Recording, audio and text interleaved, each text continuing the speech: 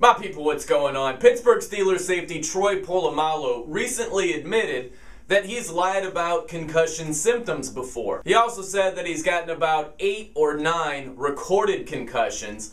And then he went on to say this, quote, "When you get your bell rung, they consider that a concussion. I wouldn't. If that is considered a concussion, though, I'd say any football player at least records 50 to 100 concussions a year," end quote. You know what this tells me?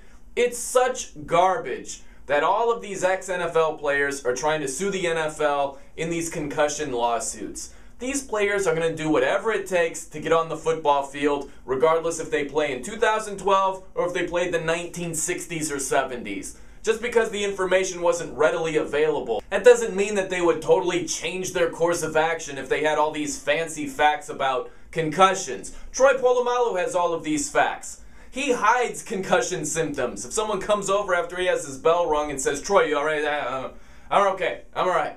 And you hear all of these ex-NFL players, when they're asked the question, "Hey, if you knew then what you know now, would you still have played?" And what do they say?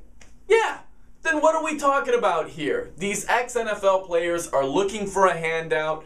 I partly understand it because their bodies are jacked up and mangled, but let's call it like it is. Don't blame the NFL and point the finger at them and say, "Oh, it's your fault." When the truth is, these teams have to hide helmets from these players because they want to get back on the field and do whatever it takes to get back on the field. I mean, there are some long-term health risks when you do that. So let's just make sure we're aware of that fact. Go ahead and comment below. I'm Brian now. That's a no-brainer.